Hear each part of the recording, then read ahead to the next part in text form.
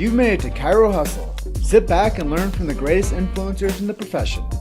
This week's episode is brought to you by Clothes for Chiro, Legacy Wealth Management, Posture Screen, Imaging Services, ChiroThin, Universal Tractioning Systems, Zingit Solutions, Dr. Peter Goldman's Zone School of Healing, Everest Coaching Systems, True Chiro, the Social Health Experts Summit, Chiropractic Jobs Online, Rhino Coaching, Chiro Matchmakers, and Chiro Moguls. Let's hustle. Hey guys, welcome to episode 86 of Chiro Hustle, and Happy New Year, even though it's probably February now. I'm your co-host, Luke Millette. Here's your host, Jim Chester. Hey everybody, so today we had the opportunity of interviewing Dr. Mimi Sweat, and she is somebody that's making an impact in chiropractic, not only with her focus on private practice, but as an educator. Please stay tuned for this dynamic episode. So Dr. Mimi, tell us a little bit about your chiropractic story and what influenced you to become a chiropractor. Okay, so in undergrad, I received a scholarship for Life University. It was the Dr. Sid E. Williams grant. And it was for just the undergraduate program, and it wasn't a full scholarship, but just something to take on the slack of other grants and scholarships. I was told that I could be a doctor in 3.5 years, and I was like, yeah, sign me up. I didn't know a thing about chiropractic. I didn't know the understanding of it. I just knew I could be a doctor in 3.5 years. Once getting into the program, honestly, like I said, I didn't know anything about chiropractic. I was really just kind of thrown into the program. Just, I'm sorry, but the reality, it took me a little bit longer to finish the program in 3.5 years. It took me 5. But throughout that program, I learned a lot. I got to listen to some great chiropractors speak through the transition that life went when Dr. Sid was the president to when Dr. Riekman became the president when I graduated. And I got involved with the American Black Chiropractic Association when I was a student and got to meet wonderful doctors around the country, not just doctors that went to Life, but that went to Texas Chiropractic College, Palmer, and other schools that really helped influence and shape me to the doctor that I am. So now I'm a firm believer in chiropractic. It's interesting because at the school I'm at Texas Chiropractic College, they enjoy that I bring that old school chiropractic here, and I kind of roll my eyes when they say it because I'm like, it's not old school, it's just real chiropractic that I'm bringing. That's kind of my story so far. Yeah, that's really cool. I think that a lot of that stuff that you shared with us really shares your unique stance on the profession, and now you're coming into position to give back. Would you say that makes you unique in your stance as a chiropractor? Yes, it makes me unique being that I have been in private practice. I've worked with consulting groups, and I'm currently working at a school now. So I work in a clinic at the school. I also help out in the classroom. So that helps me to stay abreast with what's going on as far as research, but also help the students get practice ready. And then I'm the national secretary for the American Black Chiropractic Association. So I'm also involved with the chiropractic program on a national level with a national organization, so to say. So do you have any favorite quotes, mantras, or words of wisdom that keep you fired up from day to day? Yes, of course. At Life, they feed us a lot of philosophy. So, of course, the power that made the body heals the body. But one that I use in my report of finding is that chiropractic is more than neck and back pain. We deal with the nervous system. And just explain to people that chiropractors look at the body a little bit different than other doctors. And so that helps me to explain why the patient needs care. And, of course, Life, can't remember how it exactly goes, but it's one of those things that say to do, to love, to serve, and to give out of the abundance of your own heart and not expect anything in return. Wow. I think that you've covered a lot of basics of chiropractic, but also the depth of it, and understanding that chiropractic is a profession of give, love, and serve. Understanding that chiropractic is a profession that deals with innate intelligence and the body heals itself, I think are really cool principles that you're covering there. Plus, I think that it's really awesome that you connect the dots for your practice members to know that it's bigger than the pain game. It goes down to the core of human performance. And if people start understanding what the nervous system actually does and how it functions, that's one of the primaries, I think, when it comes to a doctor of chiropractic, explaining to people what chiropractic services can do for them. Absolutely, absolutely. Because it's amazing when you get into practice and you deal with people, they're like, yeah, I've been to a chiropractor, and then you go to adjust them, they're like, oh, I've never had that done before. And so I understand that a lot of chiropractors aren't really explaining what chiropractic is. So I feel like it is my job to work with the students to make sure that they make the community, make their patients understand what they're doing for them. Yeah, and I think a big part of what you're doing is you're peeling off the layers of what's happened over the past 30 years from poor marketing within the chiropractic profession, saying, hey, we treat neck pain and back pain. And they were looking at the low-hanging fruit, how they could execute and to become successful on that level, but they really didn't realize that they were selling the principle out. Absolutely. Yes. So as we talk more philosophical based, what would we be able to accomplish if more people knew about chiropractic? Definitely a population with less unnecessary medication use.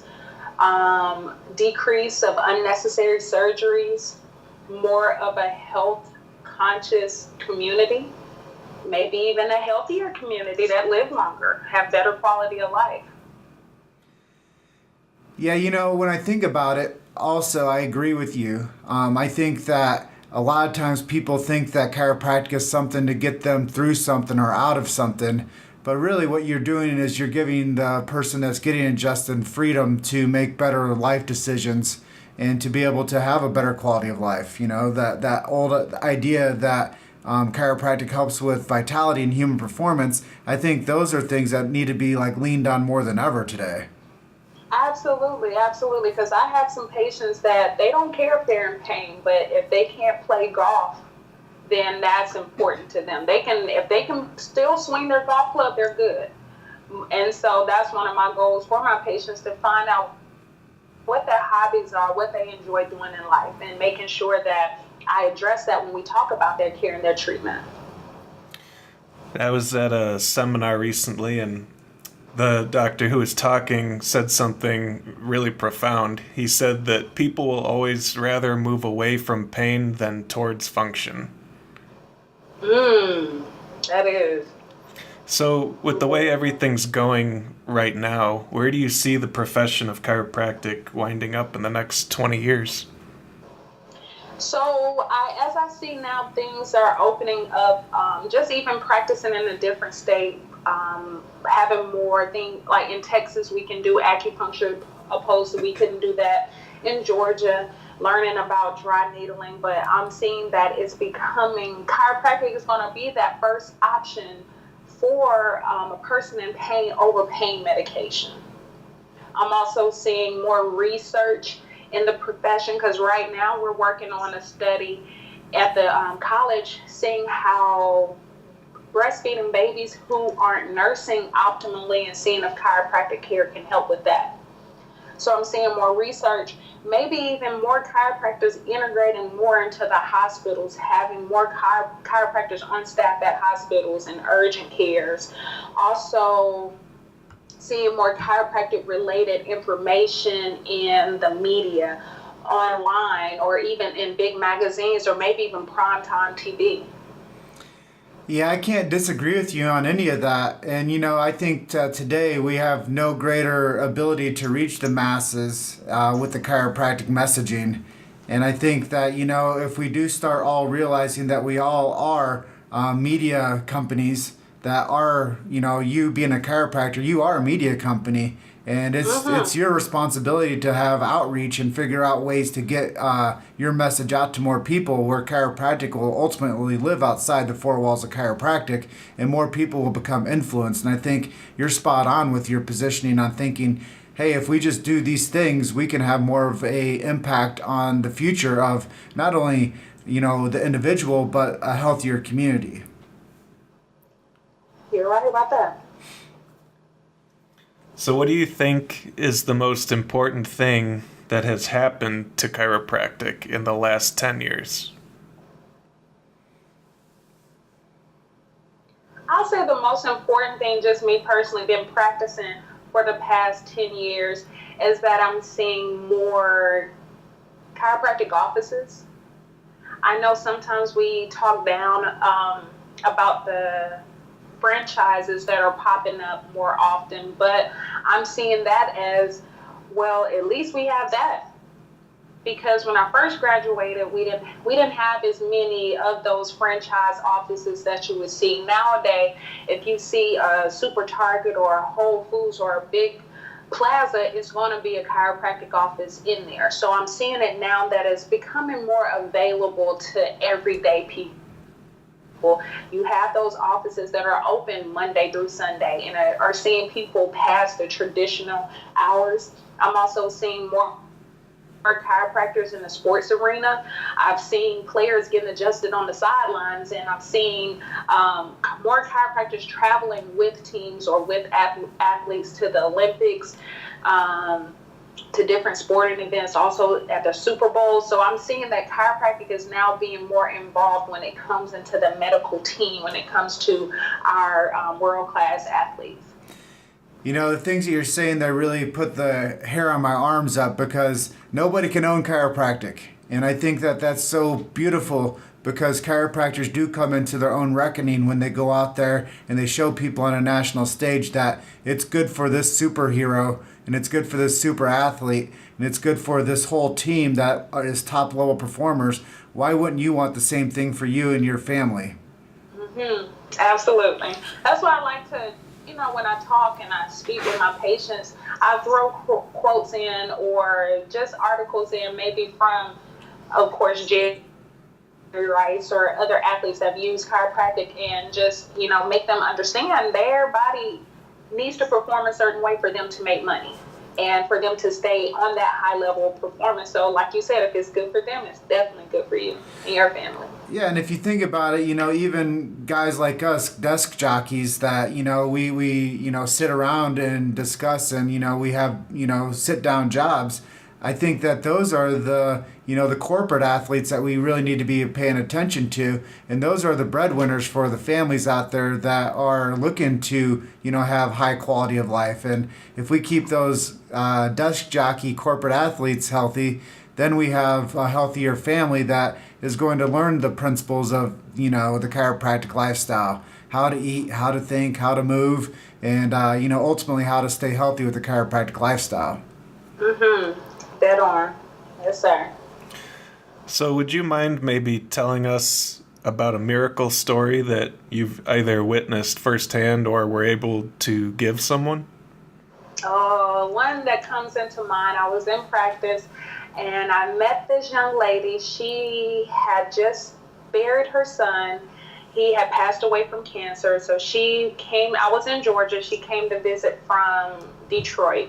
And he had 3 daughters that he left behind. So she wanted to gain custody of 2 of the daughters. But in the process of her coming down to help her son while he was sick, she's helping him a lot, moving him in the hospital bed. She strained her back. And she wasn't able to take the trip back home to Detroit. So she was basically stuck in Georgia. She was on a cane. She was sleeping in a recliner. She's been to this doctor, that specialist, vein specialist. She's been to all the doctors, so to say. So she injured herself in February. I think I seen her in May. So I taught her daughter in a class. I was teaching a medical terminology class at a junior college in town. And so her granddaughter was telling her, go see the chiropractor, go see my teacher.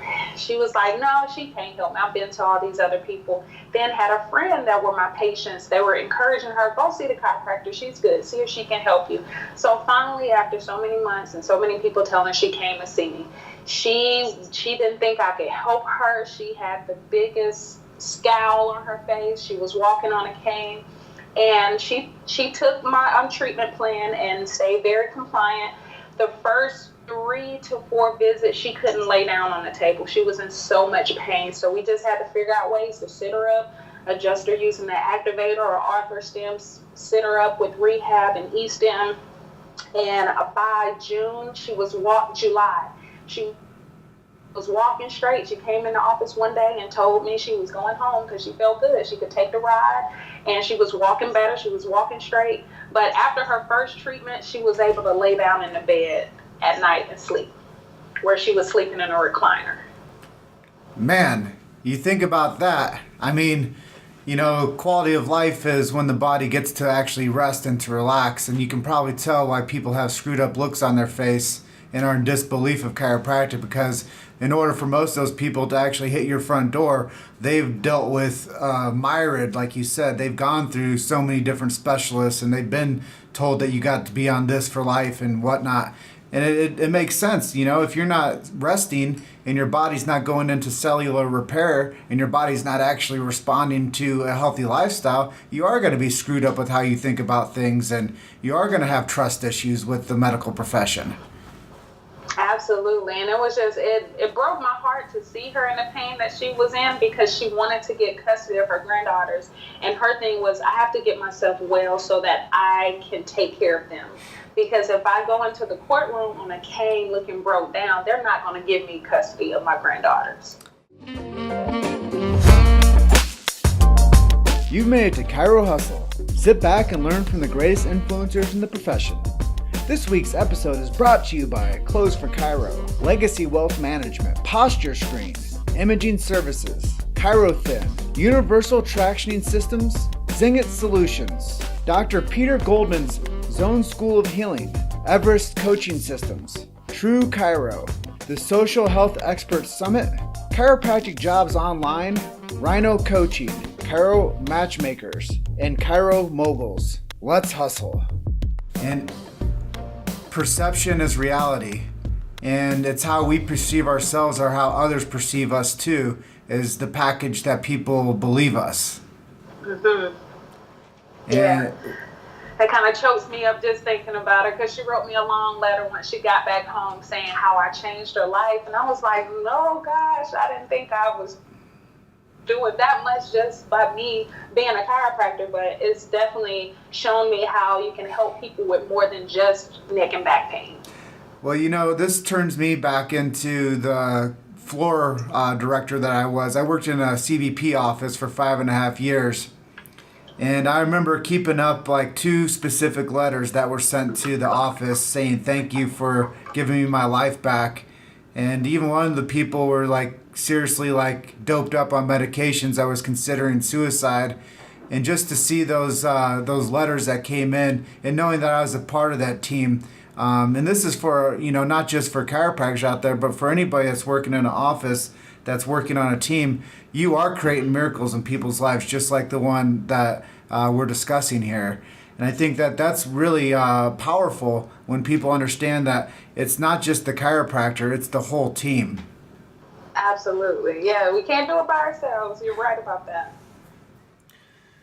So, if you could pick one thing to improve about yourself, what would it be?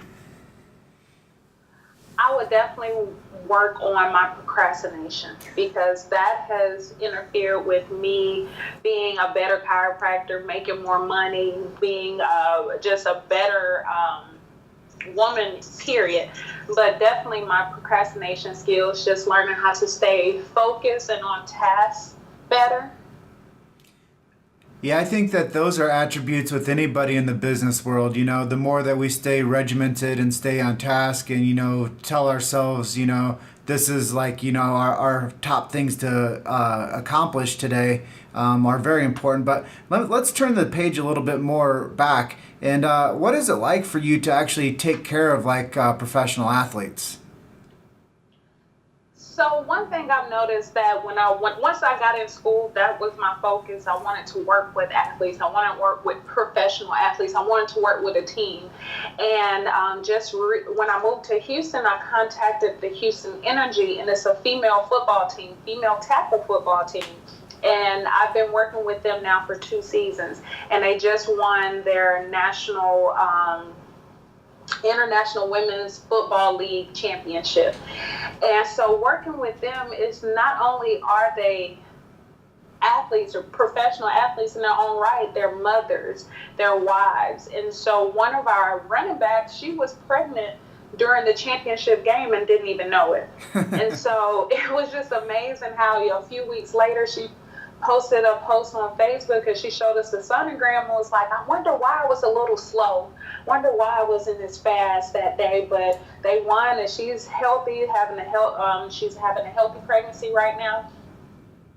And so one thing I have noticed that they tend to be a little spoiled at times, so you may have to give them a little extra care, but they will listen and follow because they understand to make the money, to make the play, to get the prestige that they want. Their body needs to be in a certain condition. So they tend to listen and be compliant, but sometimes it's a little hard because they expect the care maybe to be free or discounted, if that makes sense. It does. And, that goes back down to the bedrock of chiropractic, that it's not about neck pain and back pain. It is fundamentally about human performance. Mm-hmm. And if we can start optimizing the athletic excellence of someone, then we can sure as heck help, the common person with chiropractic services. Thanks for sharing about, working with athletes and working with, teams and whatnot and seeing success happen. But let's talk a little bit about marketing. I know that a lot of times people come into this podcast specifically for, we talk a lot about marketing strategy towards the end of these episodes. So what is something that you do as a marketing strategy that you could not do without in your practice? Basically getting to know your community. So going to the businesses that are around where you practice, going to the local gyms, the vitamin shops, the supplement shops, and just being able to talk to as many people as you can that are within your area. Because I think once people like you, they will come to you, they will refer to you. Because I've noticed that being members of certain civic organizations, that I would get patients from that just because we're in the same club, but also because they like me. They're like, oh, she got a good sense of humor, she has a nice smile, so go see her. They may have never been a patient of mine, so definitely getting out into the community, going to the events, finding out what are the popular events in your community, contacting the Chamber of Commerce. If it's the Strawberry Festival like we have in Pasadena, Texas, or even the Pasadena Rodeo, the Houston Rodeo, things like that that that are popular, where a lot of people are going to be there, have a booth there, talk to the people, find out who the movers and the shakers are in the community. My big thing when I was in Georgia, I would go to the churches. I would go and talk with the ministers and the pastors, maybe even try to get them on as patients, because then if they're a patient, they're getting good care, they're going to tell their community, their practitioners about me. And so that's one thing, just meeting other business-minded people. Don't just have to be chiropractors, but other people that are making money in your community and just learning from them. Also, that's been my biggest thing. I'm learning more about how to market with social media, so I'm not that big with that, not as savvy with that, so to say. But I'm definitely willing to learn and branch that off, because that's going to touch more people than just within my 5-mile radius. Well, from what you've learned so far, do you have a favorite social media platform that you use more than other ones? As far as business, Facebook. I use that one more. social wise, I do enjoy Instagram more because I do enjoy the pictures. But Facebook wise, I like that for business purposes because you're able to put a little bit more content up along with the pictures. So, other than social media specifically, do you have a favorite app or technology in general to keep you engaged with your practice members? No app, but when I was in practice full time I would send out weekly Chiro newsletters to my patients. One, I would use Weekly Stickly, and they will always send out weekly information and great chiropractic topics, and it was more than just the typical pain. It talked a little bit in depth about what chiropractic is and would mention innate intelligence a bit. Also sending out birthday cards for my practice members when it's their birthday. Yeah, everybody likes to be recognized, right?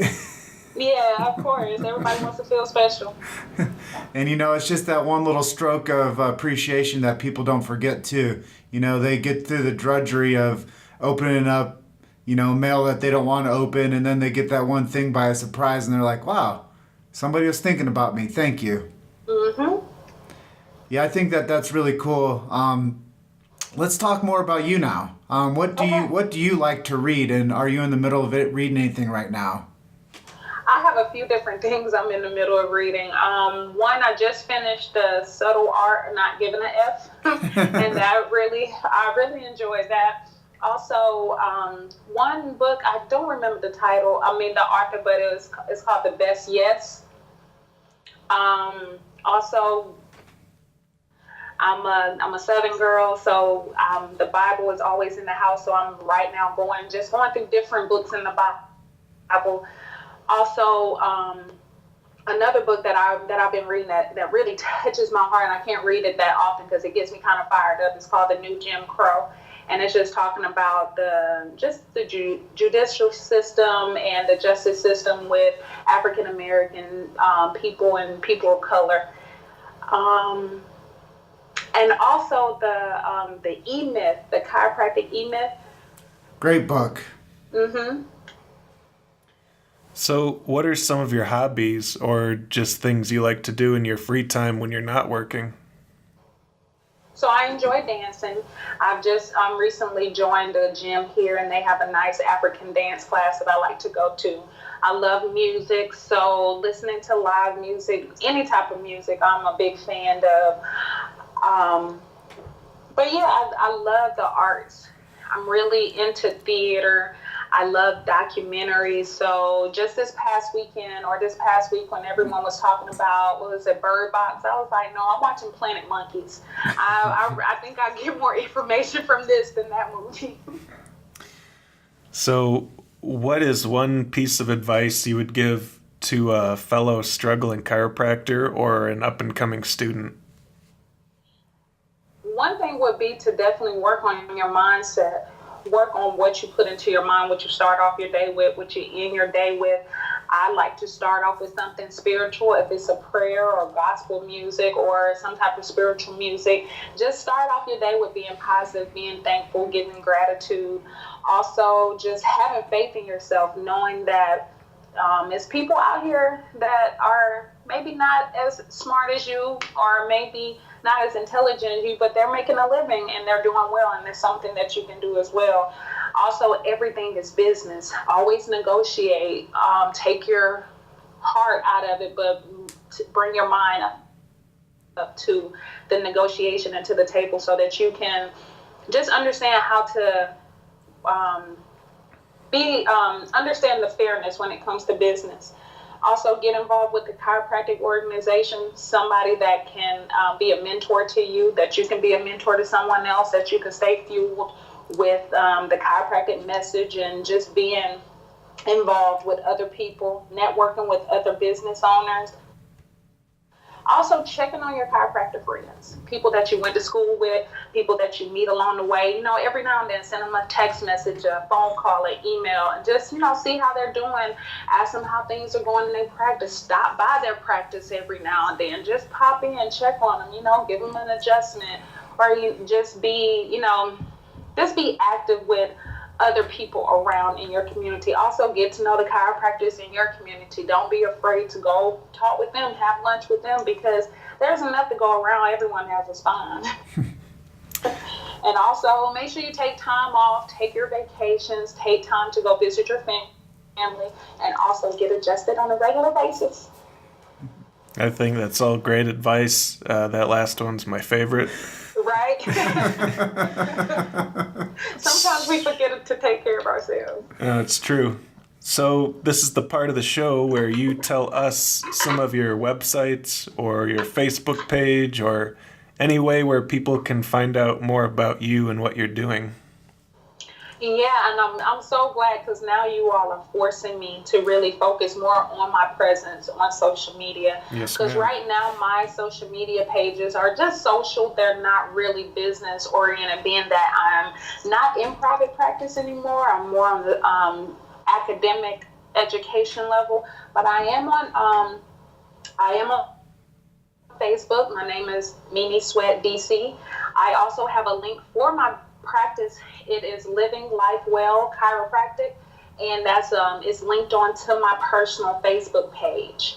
On Instagram, _, Dr. Mimi _. Well, thanks for letting us force you to play your hand. Yes, I appreciate it. That's funny. So this just about wraps up the episode. Is there anything that you wanted to say before we all say goodbye? No, I'm glad that I got the questions down so that I wouldn't be rambling and stumbling along. But like I said, I really do appreciate what you all are doing for the profession, and hopefully this can help someone stay in chiropractic or become a chiropractor. And I appreciate that. Well, it was our big idea, just like BJ Palmer's, to create a channel that got the message of chiropractic out. So it's been really cool for us to be able to network and to integrate the chiropractic narrative out to people that might not otherwise get it. So my wish is the same. I do hope that this episode helps somebody stay in chiropractic or helps somebody make the decision that they should go out there and do likewise and become a doctor of chiropractic and have a great career ahead of them serving their community. Awesome work. Well, thank you again for being our guest today, and I Yes. hope you enjoy the rest of your afternoon. I will. You gentlemen do as well. Thank you. Bye. Thanks for listening to Chiro Hustle. Don't forget to subscribe and check back next week to continue hustling.